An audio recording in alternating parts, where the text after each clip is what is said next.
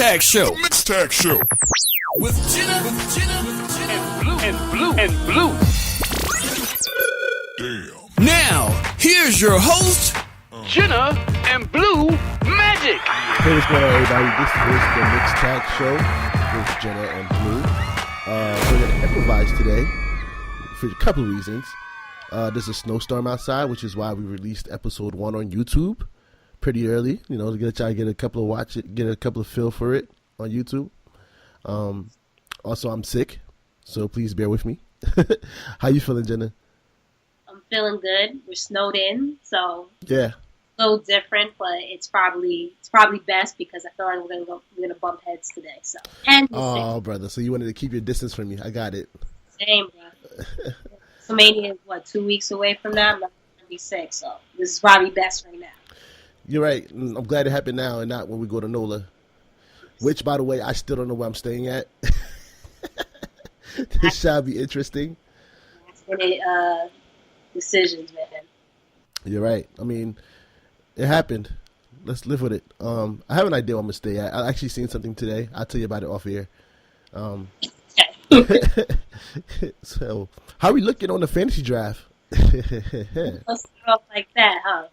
All right. So this first week wasn't good for your girl. That's great for me. So this week, the first week, Blue, you have 101 points. Boy balling. Yeah, buddy. You got lucky. Me, Blue Magic Club. low key. The Queen's Court, we come back kids. So we're at 58 right now. Damn. Yeah. It's not looking too good. That's it, because I'm going to catch up next week. It's a marathon. It's not a race. So we got a few months. I'm going to catch up, and it's all good. I'm not sweating it. It's all good. So I figured out what I want when I win. What is that? When we go to SummerSlam, because we're going to go to SummerSlam, I'm going to need you to wear a Roman Sucks shirt. Issue with Roman, I don't understand. He does not suck. What? And speaking of which, that meant shout out his family member. You see, I got the Rock shirt on. I bring it. We're doing the whole via satellite thing. So creativity. I see that. I feel you on that. But yeah, no, that's what I want.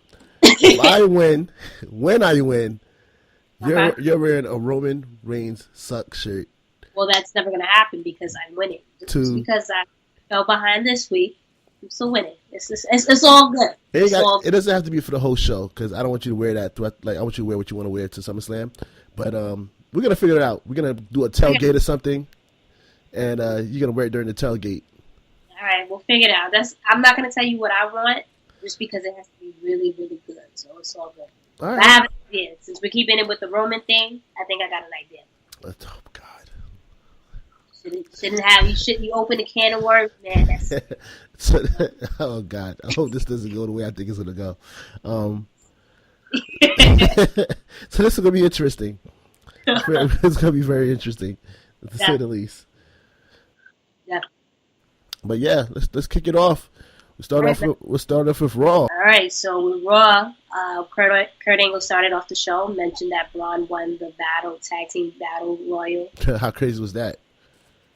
I mean, he's a monster among men, so it's expected, basically. But in order for him, to face the bar at WrestleMania, he needs to pick a partner. Who you think the partner gonna be? I don't know. I feel like Elias has to be somewhere. Right. He still, he didn't make an appearance this past Raw, so. I don't know. Something they've been having their battles. Something tells me Elias might be his partner, but we'll see. I have a feeling if it's not Elias, because I do agree with you on that, it might be Elias. But he did take Elias out of action when he dropped the piano on him, so it's kind of hard to see how they're gonna turn that around. But I also think that it might be Bray Wyatt now that he's deleted from existence. I don't think that feud is over. But we'll get more into that. Right. On, But yeah, I think between those two it might be his partners of choice. We'll see, man. We'll definitely see. Yeah. But besides that, Kurt Angle also spoke about Roman, that he's still suspended. and suspended. Right. Brock wasn't at the arena, but he would be there later on in the night. Right. Suddenly, your boy Roman appears. Right. And he buy a ticket or something like. He's the big dog. It's his yard. He can go wherever he wants. That's what he does. Right. Okay. You gotta respect. Well, yeah. After that, they had their little segment, and then the U.S. Marshals came out of nowhere and arrested Roman, and he told him, "Don't put your hands on me," and then all hell broke loose. Why did they send U.S. Marshals out? Out of you could have sent regular cops out. You could have sent out regular security. You sent out U.S. Marshals. Yeah. That was to me, that was a little bit extra. Yeah. Because if you put your hands on U.S. Marshals, you're definitely going to jail. Absolute facts. See, my thing is with that is it wasn't believable. I'm a Roman fan. I'm a supporter of his, and I'll be cheering when he wins the Universal Championship at WrestleMania. But my thing is, it wasn't believable to me. It's been done before numerous times where Law comes in and all of a sudden arrests someone. It just didn't come off believable to me. He's handcuffed and suddenly he beat all the U.S. Marshals, asses. I didn't really care for it. I did not like it, but I didn't really care for it. So it was awkward for me. It was. So. Like I said, so I seen the U.S. Marshals come out, and I'm like, yo, he better not put his hands on the U.S. Marshals, because in reality, you can't do that. I didn't see the thought process through that.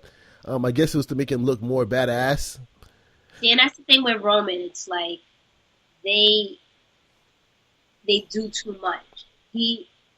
There's a way that you can probably get him over without doing the most. But they think when you get a positive reaction, okay, let's go full force and do this and let him, and it doesn't look believable. Right. I think if they make it more organic, Roman would have a better chance of getting over, because I think he's talented and I think he should be the face of the company. So, but I don't write the script. So, right. But the very next scene, the very next moment.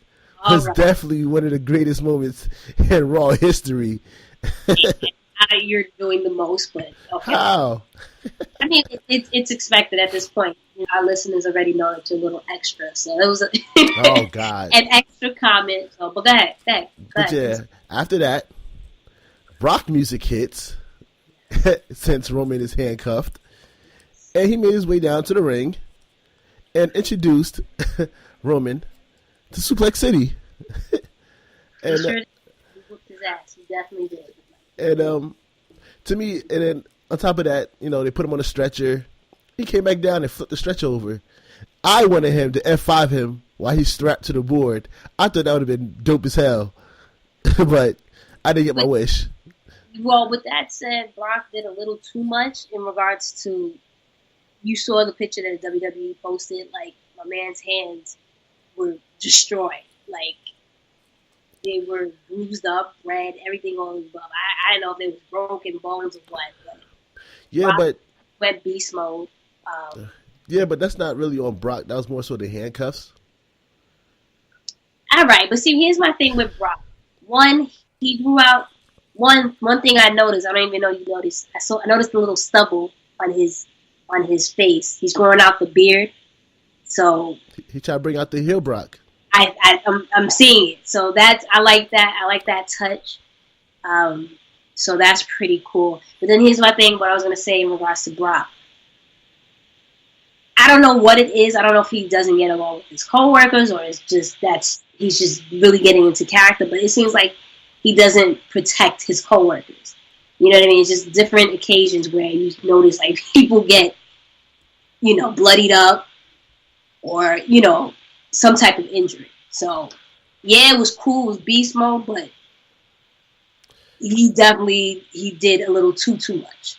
In regards to that, everybody knows that Brock, he likes to work stiff, and and it's not like it's a one-way street either. He doesn't mind you going, doing the same thing towards him, unless you're Braun Strowman and you're going too hard and you accidentally knee him in the face and then he got to hit you with a 2-piece.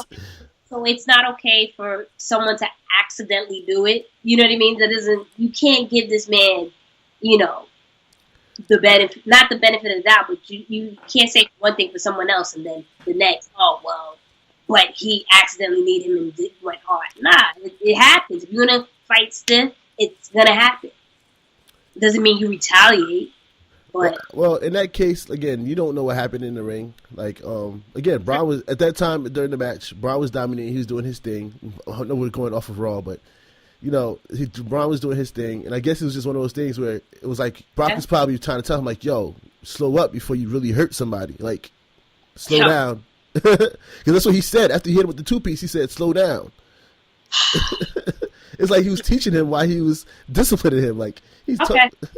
You know what I'm saying? But, like, because think about it this way. He's been bloody before. Roman done busted Brock open before. Brock didn't get mad. He smiled and laughed. Brock liked that kind of stuff. Okay. So, I mean, with that said, it definitely made good entertainment. It was very good. I like that. I really liked the opening. Outside of the U.S. Marshals part. I enjoyed it. It was a good start. Yeah. But then we got into Alexa Bliss and it's Mickie James.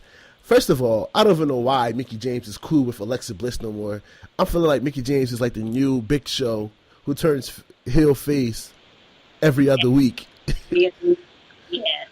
So I didn't get that. See, here's my thing with that either. I don't get it, and I've mentioned this on my Twitter at Miss Jenna Baby BAYBEE. They seen it in the beginning of the video. Relax, man. Come on. Talk about I'm extra. But my thing is with that, I don't understand the repairing of those two. It was cool when Mickie first came back on SmackDown. We hadn't seen her in a few years. She's a legend in the women's division, so that was pretty cool when she came back. But their pairing was, in my opinion, mediocre at best. It didn't really elevate Alexa or elevate Mickie. So I don't understand. We moved them both to Raw, and a few months later, she's a face, Mickie, and then all of a sudden, a few months later, she's, her sidekick again. I just really don't get the pairing. Yeah, when it first happened, it was like, mentor, mentee kind of situation. It made sense. But then after a while, it was just like, when you do it this time, it's like, it shows that Alexa always needs help as champion. Well, I understand that because Alexa, that's her character. She's the heel champion that's going to run and it's going to find every opportunity to win. So I understand that. I just don't understand the pairing of Mickie James because Mickie James, again, is not elevating her and Alexa's not elevating Mickie. So that's what I don't understand. It just comes off as they don't know what to do with Mickie, which is unfortunate because, again, she's a really good talent. She's been in, wrestling for so many years. I don't know. I'm not feeling it. I would have preferred her staying at SmackDown and putting on some classic matches over there. Mickie? Yeah, Mickie. Because since she's been to Raw, she hasn't really done much. I mean, she had some great promos against Alexa. Yeah, I mean, she had a moment, though. Yeah. She did have so when she called old girl Biscuit Butt. So. Exactly. So she had her moments on Raw. All of a sudden, Nia Jax music hits, and here comes Nia. She got a nice little reaction, I thought. I think the WWE is doing a really good job as a sympathetic figure. Because I was scared for her character because when they were doing that whole love story with her and Enzo, I thought they really gave up on her. So it's kind of like a blessing in disguise. With that said, I'm happy with the direction of Nia right now. She's getting her reactions every week. She's come a long way. I think when she first came, she was very green. There's still a lot of a learning curve to get over, but I think they're doing a good job with this face turn. So yeah, this face turn for Nia definitely is working out. It shows that my best friend somebody I really trusted, and everybody can buy into it because if you watch Total Divas, those two are like the best of friends. So Nia Jax coming out, and showing that hurt And it's definitely good to see a different side of her. Yeah. So I think, and then I remember I've read, a couple of comments on Twitter and just people kind of putting down this face on like how do you make her believable as this unstoppable force, excuse me. Right. But it's believable because, even though you're a giant and you're a monster, you can destroy half of the division, if not the whole division. She has feelings, and someone she trusted betrayed her and body shamed her. It's a hell of a relatable storyline, and I think both of them, they're doing pretty well with this storyline. Did I Alexa Bliss a compliment? I think I did. And I'm about to say the same thing. I'm about to actually follow up with that. Like, you can't take that away from Alexa. Alexa could talk her ass off. She could. I'm not gonna hold you on that. She's really good on the mic. I don't think she's the second coming.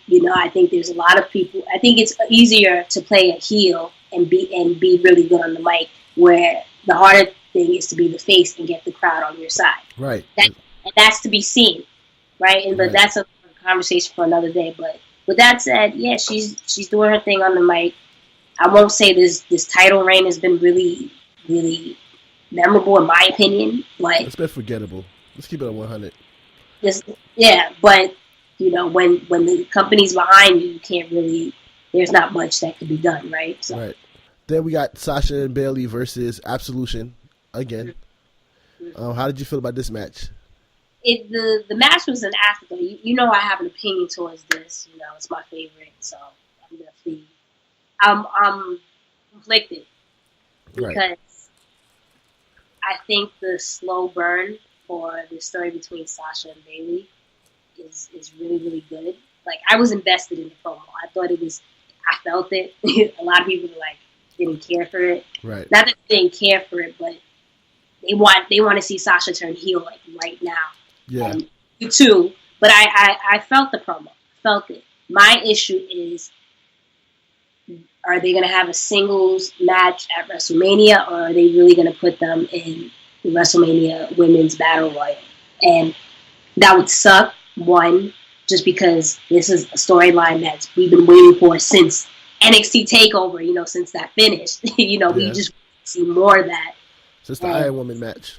Just in general, yeah. Since Bayley came up to the main roster, you know what I mean? We want to see that.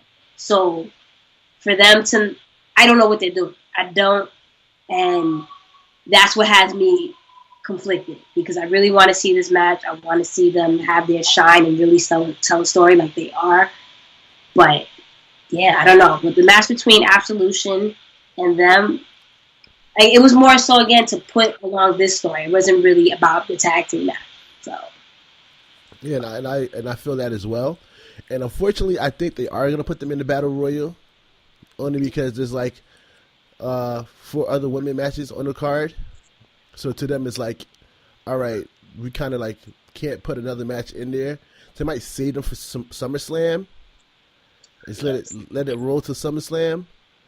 And I hate that mindset, because why not have more women matches? Again, we're in this 2018 where a lot of times the women are must see more than the males, right? So why can't we have another women's match, especially a match that people want to see?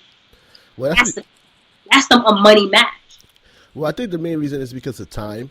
The amount of matches they have on a card right now is kind of almost full.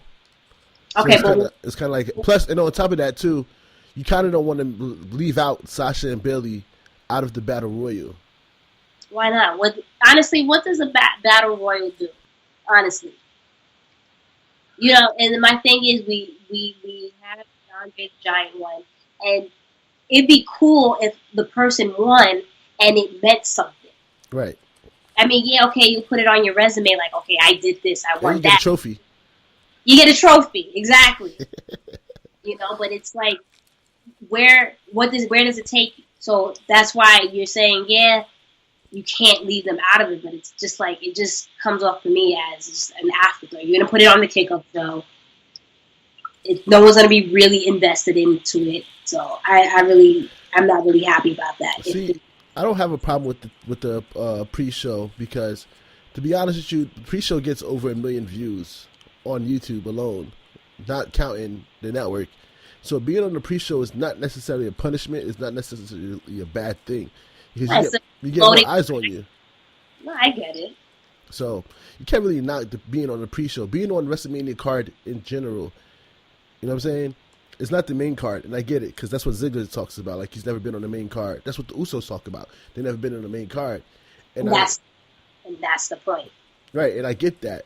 But this is a battle royal, and you want your top stars to be part of the first ever battle royal.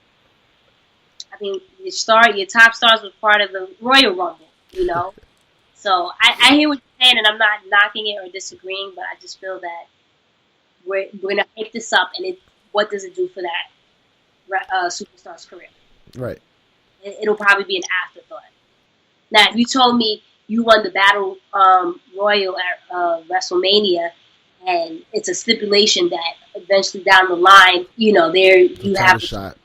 Yeah, you know, a title shot or something, or that you're gonna get an actual push or what have you. Then cool, that's great. But you just get a trophy, and I won the first ever one, like, you know. So that's my thing. Let's get into John Cena's promo. Calling out Undertaker. He still doesn't have a match. Kane comes out and chokes him.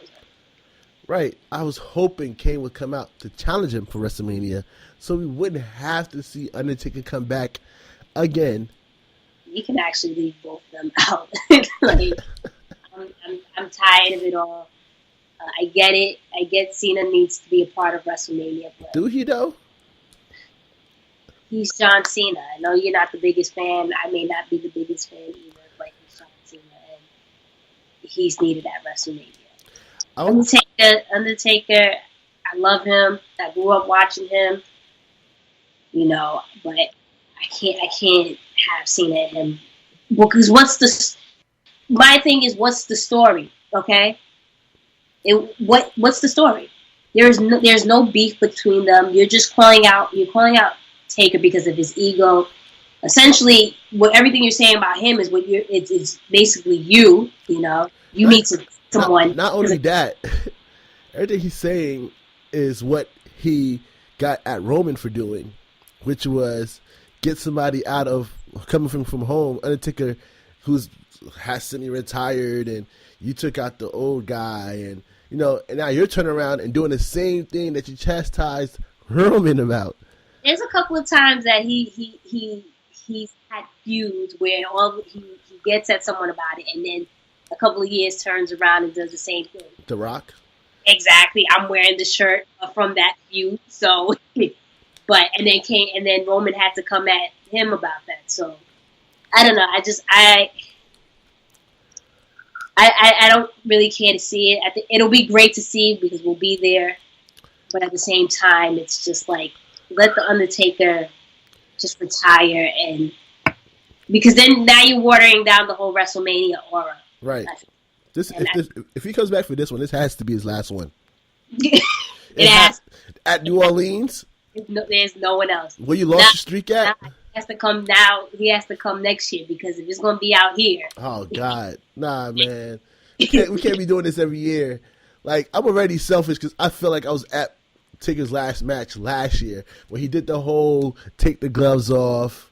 Let me tell you something. I bought the Undertaker shirt that said "Thank you, Taker" just because I thought he was retired. Bro, as soon as he did that, and I got lost in the moment with my boy DJ Nels, and I ain't afraid to say because I was the only one in the stands. I had tears coming out my eyes because, like I told you guys from last episode, that's the first memory I had of wrestling was Undertaker, and I feel like that was full circle for me. Seeing him retire, that was full circle for me. I ran to this back, got his shirt. It wasn't even my size. It was like 2X, 3X. I'm like, I don't care. I need it. I'm gonna frame it with this ticket. And then you're gonna come back this year, bro? For what? Yeah, so with that said, we don't know what's going on, but we'll see. So the last, I guess we'll say the main event was the Ultimate Deletion match between Broken Matt Hardy and Bray Wyatt. Let me tell you something. I thought that was fantastic. It just reminded me again, like we spoke about in the first episode, back when you're a kid and you're just watching something on Raw and you're like, what the hell is this I'm watching? It was that entertaining to me. I thought it was funny. It had everything.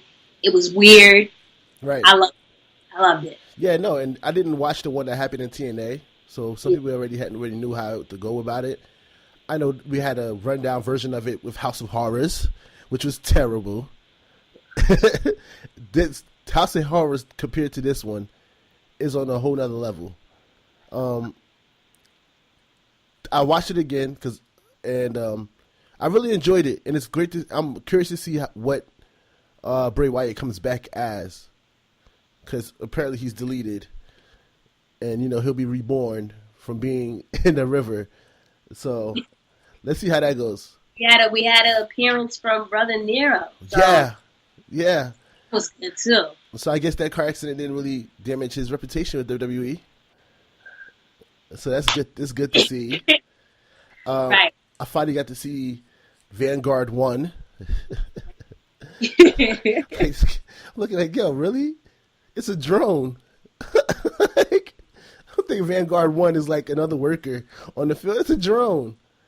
He's flying around helping Matt Hardy. I thought it was great. It was dope. I honestly, I wouldn't, before I was over this feud, this made me be like, if you want to do this at WrestleMania, like you said, Bray might come out as a new character, whatever. I'm for it. I like it. I'm for it.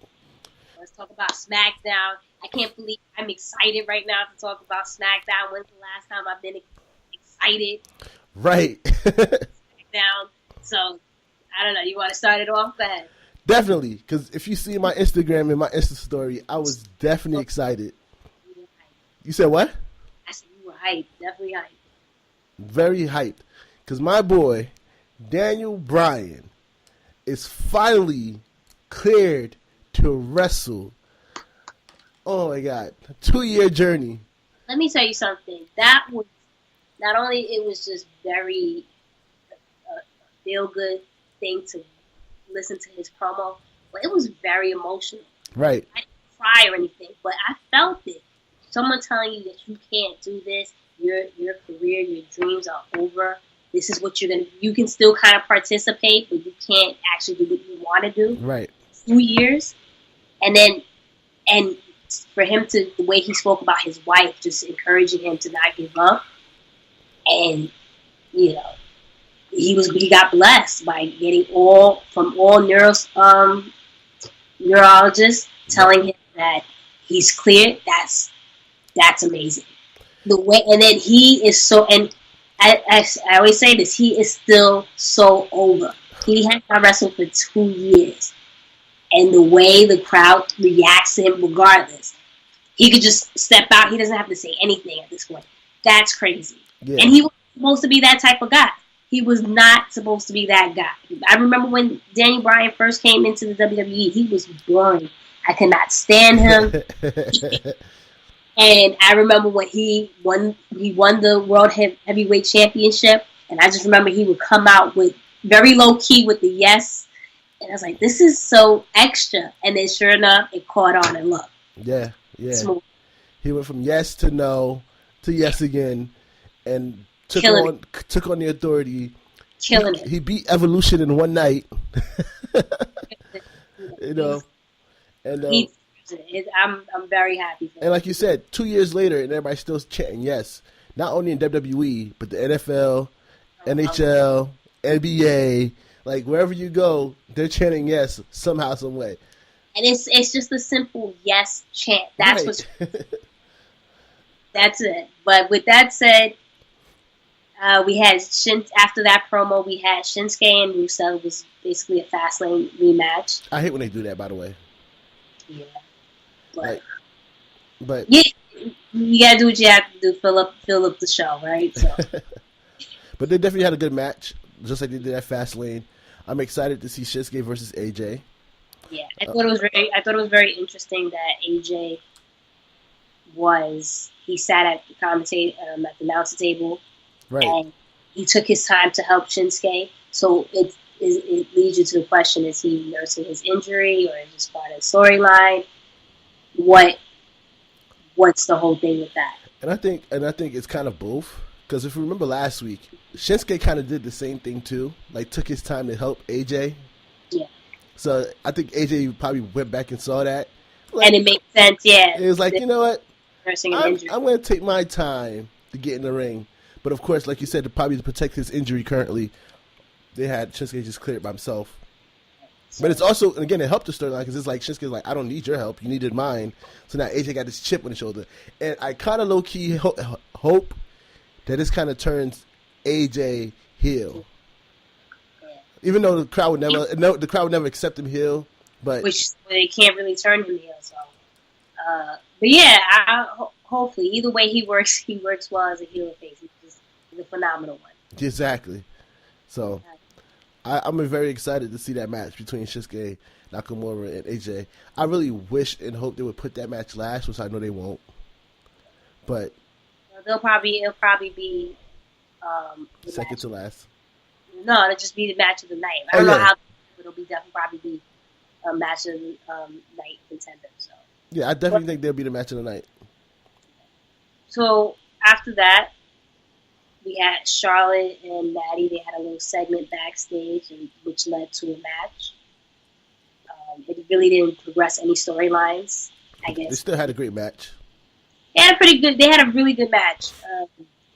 And let me tell you something. When Carmella's music hit, I was shook. I was because it's one of my picks, and I didn't know she was going to lose it, so I didn't know. Because we know Carmella wasn't going to face Asuka at WrestleMania. So I thought, oh, this girl's going to, be unsuccessful cashing in her money in the case briefcase. But I thought she was going to try to pull a Seth and make this a triple threat and try to pin Natalya.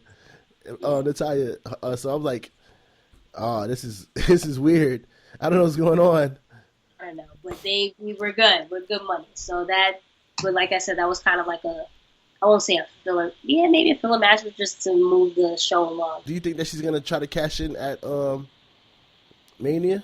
I don't know, and I think that's a pretty good idea. But I kind of want Nia to win. Well, I want her to win because I'm tired of Alexa having the belt, 1, 2, and I would want Nia to have kind of, at least a month reign or something. Not, okay, I'm going to win it and lose it the next night type thing.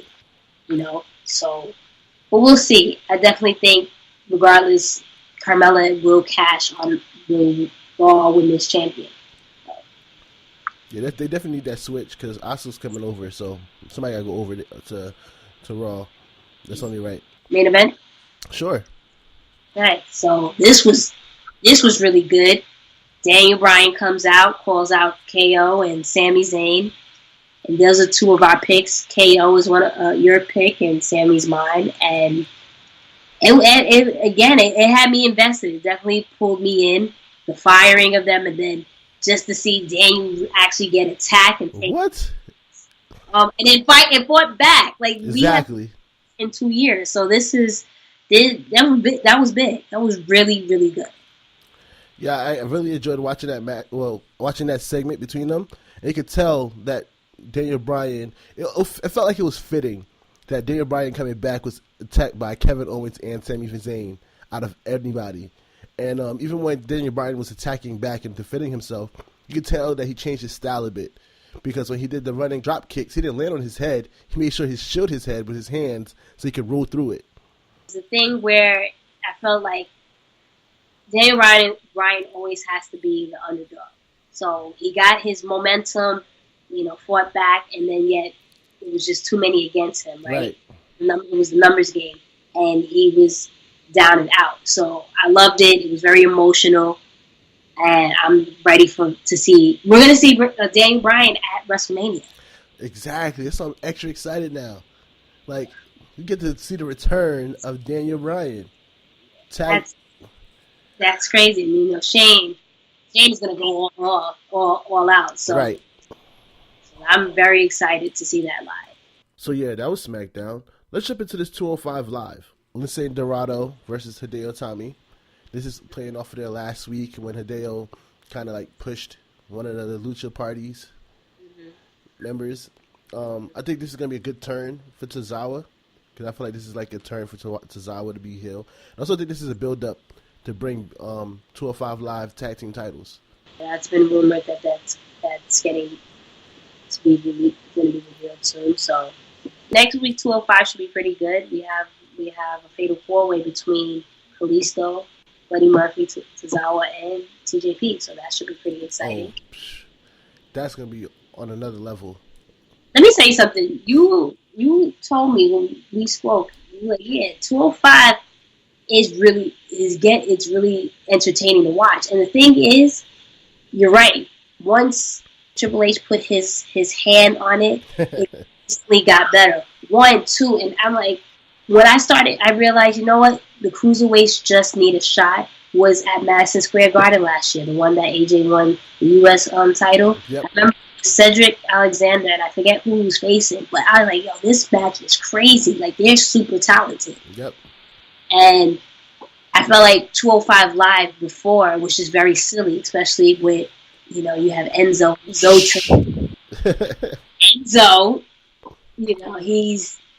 it just made it really silly. And you didn't take it seriously. Now it's just about fighting. Now everybody wants this title. I love it. And they're super talented. All of them. Cedric, Mustafa. Even last week when I told you I'm going to go with Drew, and I was like, I can't really stand him. But I'm like, nah, I like this new character. Like, he turned it up to 1,000. Like, he's taking this thing very, very seriously. I love it. Definitely. And I hope they continue with this pack, because it's really... So this brings in, since we're talking about Drew Gulak versus Mustafa Ali. This match, really good, on another level. Really good. I like Cedric Alexander, but Mustafa Ali his promo's been on point. Not even just his promos, but he is a really good wrestler. Yeah, really good wrestler. Yeah, and again, Drew Gulak turning it up another notch. He's being very aggressive now. Not so much serious, none of that no fly zone, the PowerPoint thing. Exactly. Shout out to Drake Maverick for bringing it out of him. It's like, yo, where you been at? This is not the person I know. Yep. So I'm very impressed with 205 Live, and I'm super, super, super excited to see Cedric and Mustafa go at it for the Cruiserweight title at WrestleMania. That's going to be awesome. And we've seen the matches they put on together, so you know it's going to be A1.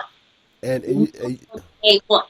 And you know they're both on my team, Blue Magic Club, on this draft. Just want to put it out there. You just really put it out. All right. So, cool. Stole them. You cheated somehow. You stole them. Okay. All right. But that's 205 Live. We got NXT. What happened with NXT? Tommaso Ciampa came out, started off the show. And again, he takes the mic, doesn't say anything, brings in the booze, take a couple of DIY posters. Major heat. Love it. He wiped his butt with one of the posters, like, yo, this is trash.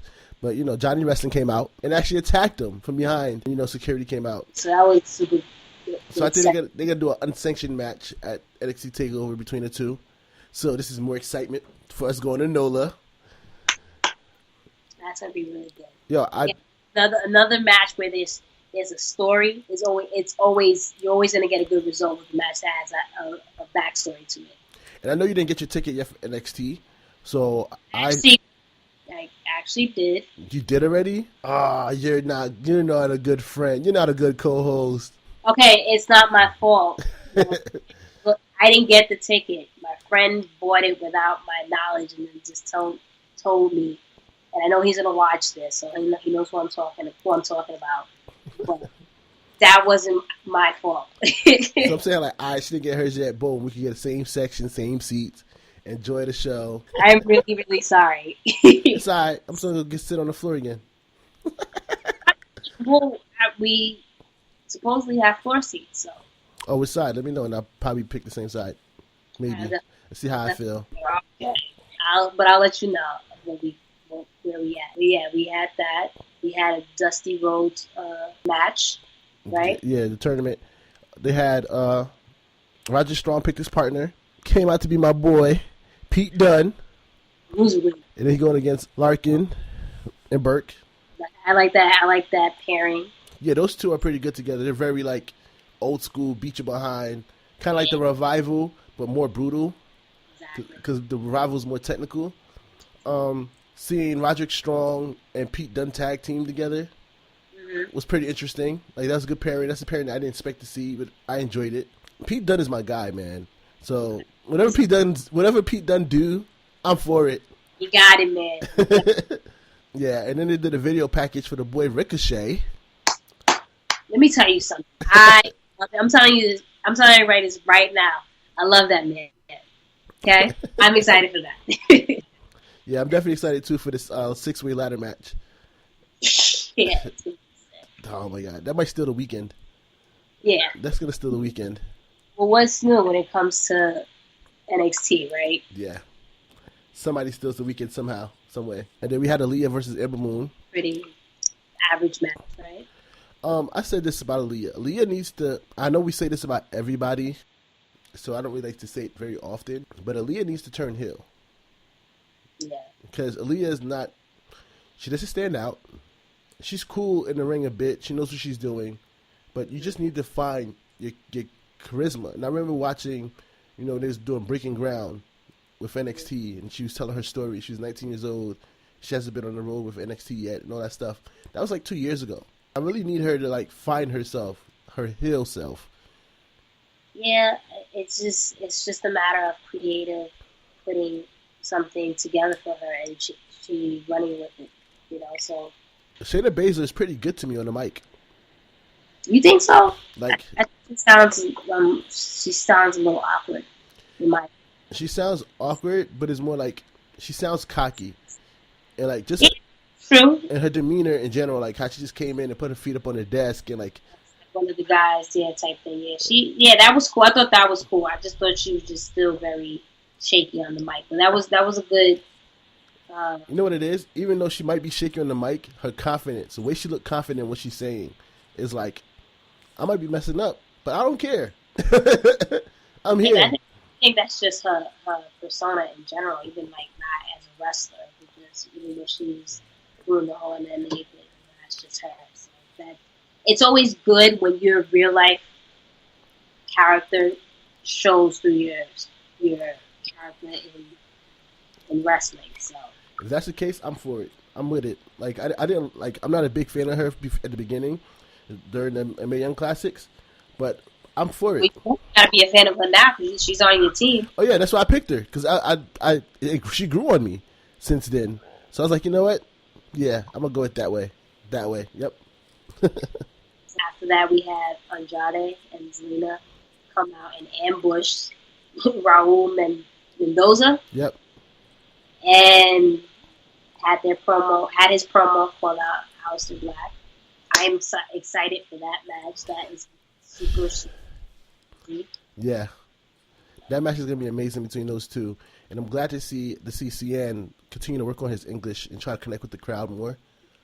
And I read a credible story this past week of how Alberto Del Rio talked him into staying at WWE because he wanted to leave because the language barrier and the way things are done here are different than how they're done in Mexico. And he's really credited Alberto Del Rio for making him stay. And he's learning. And he's like, I got to push myself. I get in better shape. You know what I'm saying? So it shows that the character that he had played before is really real when he did that turnaround. Because now you see him in the gym all the time. My thing is, I like I mentioned before, I like the pairing him and Zelina. My thing is, if and once they separate them, how is he going to be on his own because of the language barrier? So that'd be very interesting to see. Yeah, well, he's working on it now, so I think he's pretty good. I know he's working on it now, but it's still a learning curve that you have to get over. It's not easy to learn a new language, especially when you're older. So even though you learn a language, how comfortable are you taking the promos in another language? Right. You know what I'm saying? So that's why I said she's very beneficial to him. And then my boy, Adam Cole, baby, took on Cassius Ohno. So Cassius Ohno has been in NXT for like a million years. So, but yeah, your boy Adam Cole. It was a pretty good match. It was a good match. Cassius Ohno is like, I haven't seen a bad match. Well, I can't say that because his match with Velveteen Dream kind of disappointed me a bit. Like it was some couple of miscues, but Cassius Ohno, he knows what he's doing in the ring. So to see him and Adam Cole go at it was pretty good, very interesting. So very interesting. I'm ready to see Adam Cole in that 6-man ladder match. Yep. I don't know if he's gonna win it. Yeah. But it'll be still very exciting to see. Yeah, it was definitely a good closeout for NXT this week, having those two go at it, two veterans really go at it. So I know you got some hot topics to discuss. We definitely do. One of the topics that was pretty popular this past week was the fact that the Fabulous Moolah Battle Royal has been renamed to the WrestleMania Women's Battle Royal. How you feel about that?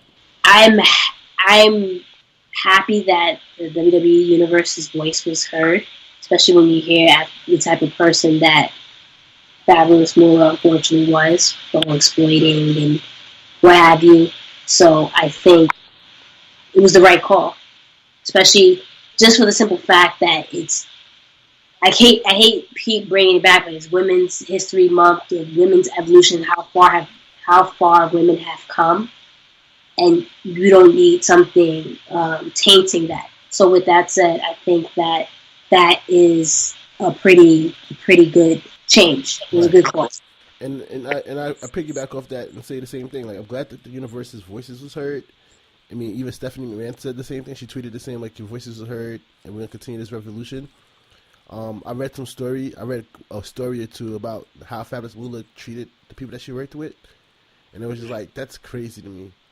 I know I sent one to you, and like, you know, what I read was about how this boy didn't know who his father was because of the lifestyle that she made them live, his mother live. And it's just like, and I get it. There's a lot of people in the WWE Hall of Fame that done stuff that's outrageous and probably shouldn't be recognized. But in a day of age where we do have internet now, it's gonna come up more, and we can't turn a blind eye to it. Absolutely. Another big news that was released: WrestleMania is now back in New York, New Jersey. New Jersey, New York. I knew you was gonna do that. Because New Jersey, New York. They really mean New York. It's unfortunate we don't have a big enough venue or stadium. Right. Well, it sounds like you guys' problem, because at the end of the day, it's New York over New Jersey any day of the week. So, all right. Well, with that said, we're back here. We don't have to spend money on hotel. None of that. I might still end up doing it, but... All right, well, that's you. I'm going to save money. And I will drive to Jersey or what have you for the events. But other than that, I'm staying my behind home. So I am excited. Yeah, no, I think it's good. It's more than me because, you know, me and my boys starting to make this into like a big thing when we do these pay-per-views. And it's fun to stay in different spots. Stay up, it's like, because, again, I'm not saying I can't do that at my house, but it's fun to be like in a different setting during like a certain weekend. You know what I'm saying? It's kind of like if you go to the Poconos for a weekend or something like that. So, but yeah, definitely WrestleMania is back to New Jersey, New York, and I'm excited. So we also have Mark Henry. He was also inducted into the Hall of Fame. And you had an opinion about that. So I'm interested. Yeah, I definitely thought that. We're interested to hear what your opinion is on that. I'll say straight up. I felt like Mark Henry should have headlined the Hall of Fame. See, why? That's who in their right mind would think that? Who wouldn't think that? Mark Henry had a longer career, than Goldberg. Yeah, he had a longer career, but what was his impact? Most of the time, he was in the mid card. When he was in the Nation of Domination, he was not even second fiddle, but third fiddle. Okay, when the Nation broke up, it was D'Lo and him. He was still a sidekick to D'Lo essentially until he became the sexual chocolate character really took off. But it was never like, oh, let me turn into Monday Night Raw. I gotta catch Mark Henry. No, you tuned in to WCW when they still had their moment of glory to see NWO or Goldberg with his streak. I'm sorry. As much I know Goldberg's career was pretty short. He had a limited moveset with the Jammer Spear and a clothesline, and that was it. But it was still hot for TV, and that's what people tuned in for. And I give Mark, and I'm not knocking Mark Henry. I think, when he's been in the industry for years, it's well deserved. I think his Hall of Pain run was one of the best monster heel runs that we've seen in a minute. I thought that was dope. But let's keep it 100. Mark Henry isn't main eventing or headlining any Hall of Fame. I'm sorry. And that wasn't his fault. And that's my point. Because, in my opinion, he had his long runs, right? He stayed consistent. He gave you... Huh? How is it not his fault, though? Because he doesn't write the scripts. At the time, but at the time, the wrestlers had a lot of control of their character. Come on. Like I said... And even if he did have control of his character, he wasn't... We're not tuning in to see Mark Henry. We was tuning in to see Stone Cold. We was tuning in to see The Rock. We was tuning in to see Triple H and DX. We were not tuning in to see Mark Henry. That was never going to be the case. And that's fine. But what I'm saying is, no matter what role you gave him, he succeeded with it. Would it be comedy? Was it rather be serious? Or was it his monster role? He delivered each and every time. He gave you classic promos. To a certain extent, we're giving him more credit than you really need to in that sense. How? You just named 4 or 5 different characters that you remembered from him. He succeeded, but it was never something that impacted where, again, I got to tune in Monday nights to catch Mark Henry. You can say a lot of wrestlers succeeded in their roles, but there's ones that succeeded and the ones that made an impact. Mark Henry didn't make that impact like Goldberg did. What was the best promo you ever heard from Goldberg? I'm not saying that Answer my question. I'm not saying Goldberg had, but see, that's not what I'm saying. What I'm saying is the impact. There's wrestlers that are good at promo. I get the impact. There's wrestlers that are good at just wrestling and just their persona. I get the impact. For that matter, Brock Lesnar, you're a Brock Lesnar guy. He doesn't really speak on the mic. But when he did, I remember. You can't use that example. When he talks, I remember. But they weren't good. Yeah, they were. What are you talking about? He created his own catchphrase. Like, when he speaks, people remember. Okay. So Goldberg had Who's Next? That was given to him. Suplex City bitch was not given to Brock. How was that a promo? I didn't say that was part of a promo though. With that said, he's a character that is very limited on the mic. There's just going to be characters that are limited on the mic. Goldberg was that character. And that's fine. I'm not saying Goldberg is not supposed to be in the Hall of Fame. What I'm saying is... I didn't say you said that. You said that Mark Henry should headline this Hall. You're right to your opinion. Because, to be honest with you, he should have beat John Cena after his retirement speech for the heavyweight title. Yeah, but with that said... He's kicking everybody else. He's beating everybody else on that roster. He was dominant. Like you said, that Monster Hill was great.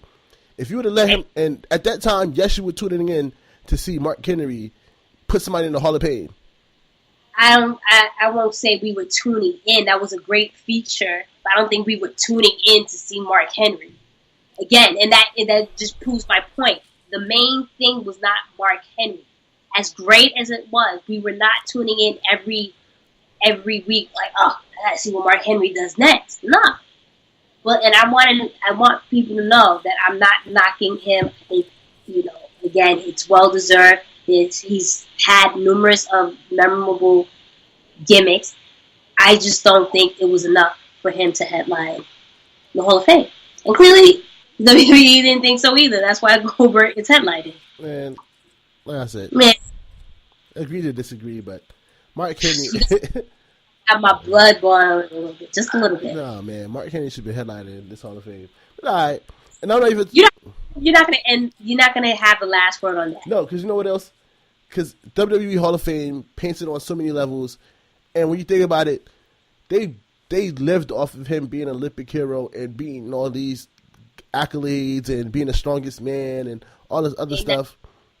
They've never built him up to be that main event guy. I would agree with you more if Mark Henry, a main event wrestler, but he never really was until maybe his whole pain gimmick. But if you told me he was constantly battling The Rock and Stone Cold, Triple H, Kurt Angle, whoever back then, then I'd be like, yeah, you're absolutely right. But that was not the case. All right, man. Like I said, that man should have been. And like I said, he's not. You're really not going to let me get this last word, are you? So with that said, we're going to move on to the next subject. We also hear that Big Cass is close to returning. How do you feel about that? Do we really care? I'm kind of interested just to see, just because now he doesn't have that gimmick anymore to put him over. How is he going to succeed now? So I'm interested. And he's from Queens too. Come on. He's from Queens, but never mind. We're not even going to get that far. We gonna leave the political stuff out of here. But all right, just watch it. Just watch. Like I said, he chose the wrong day to announce that he was good to come back. Let's put it that way. Yeah, I mean, well, like I said, and the funny thing is, his got announced before Daniel Bryan's. It was like, yeah, he could come back, and then probably 20, 30 minutes later, yep, Daniel Bryan is cleared. What? Daniel Bryan is cleared? And then the little subline of Big Cass is like, oh, okay, but nah. The homie DB coming back. Well, maybe he can create his own. I don't know. Let's see how he comes back. I wasn't too happy with him when he was here. I didn't buy into him being the heel, and his music was terrible. Hopefully, he give him some new music. It's like some garage band knockoff. I don't know. We'll see. Today is Thursday, so what's the Throwback Thursday for you? Well, since again it's Women's History Month and we've had a lot of controversy going on with the naming of the Fabulous Moolah Battle Royal. And right. To throw it to talk about China. The reason why for that, I know there's like, what's the correlation? But after the renaming of the Battle Royal, a lot of people were saying, why not name it after China? So I thought that would be a good person to discuss as a Throwback Thursday topic. So we know China's impact. What did you think stood out in regards to her career? First and foremost, for the people that keep saying, they should name stuff after China and anything like that to 24th, it's like, you have to remember that before she passed away, her and WWE was not in the best of terms. And it's mainly because of her and some of the things that she was saying, even though they were trying to tell her, chill out. She'll apologize and then she'll go back to it. So a lot of fans need to calm down when it comes to attacking WWE in the China situation, in my opinion. See, my thing is with that is that's a double standard. And again, I've never been that type of person women can't never get over this and that and third. But I think it's a double standard. Many times we see a lot of male superstars, guys who are Hall of Famers or just legends, have said what they have said in the past and they're forgiven and taken back, and it's all water under the bridge. Granted, China did, questionable things and has said questionable things, but those said people that have done questionable things with her are still accepted in reunions and what have you. And chances are that person, well, let's keep it 100. X-Pac will eventually be in the Hall of Fame, right? So I don't understand why with China, it's kind of taboo to talk about her and possibly naming a battle royal after her because of the things she said in her past. Because I've heard news in regards to this guy, Alberto Del Rio. He's downplayed the WWE numerous of times. But I've read recently that he's possibly, they're in talks for him to come back. But all is forgiven. So I don't understand how we hold a grudge on, or anyone can hold a grudge with China. She was going through a lot. A lot of these wrestlers go through a lot with the career and lifestyle that they have. whatever reason, a lot of them don't recover properly mentally or physically. So, why can't we give her the benefit of the doubt? It's not that we can't give her the benefit of the doubt, and I think the benefit of the doubt will come. Well, I think that. Why does it have to come? And it sucks because, unfortunately, she's not here with us anymore. So why does it have to eventually come? Again, the WWE has forgiven numerous of male superstars, and it didn't take, it didn't take for them to pass away for them to be forgiven. And you're right. And the difference is that when you mentioned X-Pac, it's not about the actions that Chyna did. It's the things that she did against the company, the things she said against the company. You know what I'm saying? Like, I told it to you, even up to like a few months before she passed away, she was still talking negative. These people that you're mentioning, yeah, they've said stuff, and they probably sat down and talked to WWE, or in the case maybe X-Pac, his boy's Triple H. She probably called, because Triple H and X-Pac didn't speak for a while. They admitted it. And then when they finally sat down and talked. But the point is the benefit of the doubt was given. They gave them the opportunity to talk. That opportunity was not given to Chyna. Yeah, it was. You forgot the time when she went up to WWE, but she wanted to bring her camera crew in. It's like, no, we just want to talk to you. And she was just adamant about bringing her camera crew in. Okay, so that's a situation. Okay, but again, there's numerous of superstars that constantly mess up, and is forgiven. Right, but my point is that Chyna's kept being recent. Those people you're talking about, they did their talk, it died down, and then there was conversations done.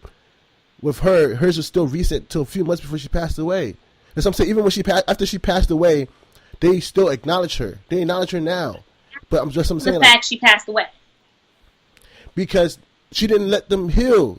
Like I said, she was talking negative on them a few months before she passed away. We just named a women's royal battle after someone we read that was not a good human being. So I don't get it. Chyna's did what she did. She said what she said or whatever. It's unforgivable. Yet we sat there. Well, not we, but a battle royal match was named after a woman who exploited women and stole money for them and what have you. And it took the WWE Universe to get that change. Because if the WWE Universe didn't say anything, that name would still be there. And you're right in that regards. I'm not arguing on that point. But when you're saying that it's a double standard in terms of, of her male counterparts, it's not the same situation. Because to be honest with you, look how much it took for Jeff Jarrett to be forgiven. Nobody never thought Jeff Jarrett would be forgiven. He's going in the Hall of Fame. It didn't take for him to pass away. No, because he sat there and talked to them. She didn't want to take that chance to sit down and talk with them. That's the difference I'm trying to get you to see. Like, if she would have been more understanding and willing to talk, then yes, this would have been done already. But when you're constantly accusing people of sexual harassment, all these other stuff, and then up to the few months before you pass away, of course it's going to happen. It's going to take you longer to talk to them because when they try to invite you to talk to them, you want to bring cameras in for your reality show that you're trying to shoot. That's the difference. I think, honestly, with that said, I hear your point, but eventually, like I said, it's going to happen now. What I'm saying is, I hear your point, but the treatment that Chyna has gotten hasn't been cool. But she put it on herself. A lot of people put it on themselves. We have Hall of Famers that dabble with that industry. Okay, but No, I'm not talking about that part. That's what I'm trying to tell you. What she did. In general, what you're saying, I get what you're saying. In general, people have a checkered past and do checkered things, regardless of right. This we're talking about that. It's all is forgiven. But with Chyna, I feel like there's some type of vendetta or something against her. To me, I don't feel that way. I think that she just kept digging herself into holes instead of getting out of them. But that's just my opinion. Yeah. I'm pretty sure the listeners this is one of the topics the listeners will be voicing off on. You got the comics in the YouTube. Hit us up on Twitter, Instagram, at Blue Magic Grind, at Miss Jenna Baby, since she missed the Q. At Miss Jenna Baby. I mean, I was waiting. You the co-host. You gotta. I got you at the Mixed Tag Show. At the Mixed Tag Show, absolutely. Follow us, subscribe. Thank you again for everyone that viewed our first episodes. Everything has happened really, really quickly. So yeah. So we're very thankful for that, and there's a lot of big things coming. So definitely don't forget to follow us and subscribe to our YouTube channel. And I also want to say that Chyna has a major impact in the women's division. And she was the first women's Intercontinental Champion, if I'm not mistaken. First woman to get into the Royal Rumble. You know what I'm saying? Like, it's just that it happens in relationships. And I'm pretty sure they'll get to that point. Takes point. time to mend. Unfortunately, she's not here for that, but I know we're getting down to the end of our show. I do want to touch on a couple of things outside of WWE. Zack Sabre Jr. did win the 2018 New Japan Cup. He is a member of Suzuki Gun. And he's also the first British wrestler to win the cup. So it's a pretty big accomplishment for Zack Sabre Jr. I don't know if you remember him. He's part of the Cruiserweight Classics. Mm-hmm. And for whatever reason, they didn't sign him. I don't know why.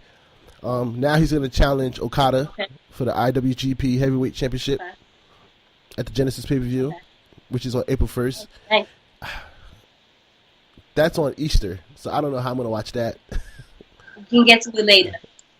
Yeah, I get it till later. So, also, Bullet Club dropped another Being the Elite, definitely. One sweet. It's called Manipulation, and it's basically Cody manipulating everybody to turn against Kenny. Cody is definitely coming into his own. I'm very impressed by just his character. Yeah, Team Cody, man. Team Cody, absolutely. I'm Team Cody all the way. And I love how they're playing the storyline from between Being Elite and on camera at New Japan or at Ring of Honor or wherever they go on the independent scenes. I think that's a great thing that they incorporate the reality of it. Yeah, the reality aspect of it, for sure. But I enjoy the little series that you put me on, so they're definitely hilarious. Yeah, they're out of control. I also got to start watching more of Tonga's vlogs because Tama Tonga started doing as well. He's part of OGBC. And I think that's a great way to getting yourself over. Like we've had this conversation. Some people just know how to get. Some superstars or wrestlers know how to get themselves over and use every platform to do so. I think that's pretty creative what they're doing. So on that note, I do want to end the show with our Women's History Month kind of thing, right? Yes, sir. So I want to talk about. I'm gonna do something different. So I'm gonna do a tag team, the first ever WWF Tag Team Champions, Women's Tag Team Champions. And basically what happened was there was the NWA Tag Team Champions. They came over to WWF, and WWF stopped their ties with NWA, so they kept them as their champion, as WWF champions. It was Princess Victoria and Velvet McIntyre, and they basically met each other on the independent scenes and then tag teamed. So they went to the same wrestling school and everything. They went on and kept the title for like 527 days, which was like amazing. Even though the title only lasted a couple of years, but 527 days, I believe, was the longest reigning one.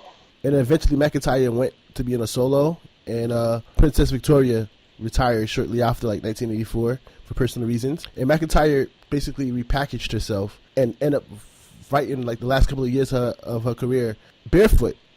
And there's a funny story behind it. And the reason why she started doing her matches barefooted is because apparently somebody pulled a joke on her and stole one of her boots. So she had to wrestle barefooted. Okay. And that just gimmick, all right. And that just became part of her gimmick. And she also became a high flyer. So you don't see too many women that are high flyers, so that's pretty dope. Yeah, and she did it barefooted. So that's like, that became her trademark. And barefooted. It's pretty cool. Exactly. That's my women's one. Princess Victoria and Velvet McIntyre. You know, it's funny that you bring them up because it's been, often talked about that we need women tag team champions. We're always putting, or I keep saying maybe we need to be part of Creative Man. I don't know. We need to start writing. We don't know. We need to make it happen. Make it great. But yeah, no, they're always having women tag team matches, and sooner or later they need to come up with some championship. Especially if you're going to keep throwing them in matches like that, it's needed. So it's pretty ironic that was your choice for women's system. Oh no, I purposely did that. Okay. Yeah, like I've heard the rumbles of the women's tag team titles coming up. So I was like, you know what? Let me find the first women's tag team champions. I see you. I see you. Smart. I'll be on it. You be on it. All right. Good job, Cole. Thank you. I try. But yeah, that's our show. Thank you for following, watching us, listening. Follow us on Twitter, Instagram, Facebook, Snapchat at The Mixed Tag Show. Yep. Make sure you subscribe to our channel on YouTube. Yes, sir. Make sure you subscribe to us on the podcast, wherever you're listening to, iTunes Music, Google Play, Spotify, TuneIn Radio. We'll have a list of all that. Stitcher. Pick your poison, as I said. Pick your poison. We come whatever you listen to. Everywhere. We live, baby. So, yeah. And next episode will be a lot better and smoother, I promise. The snowstorm. We had to improvise just because we're snowed in. Even though it's not really that bad in New York. New York City, at least. I don't know for you. Yeah, Jersey was kind of iffy. We could have definitely went to the studio, but that's neither here nor there. It's fine. And then the week after that, we'll be live from NOLA. WrestleMania, baby. Let's see if I find a place to live by then. You might have to be on the streets, bro. Yeah, all right. Thank you for tuning in, guys. It's the Mixed Tag Show.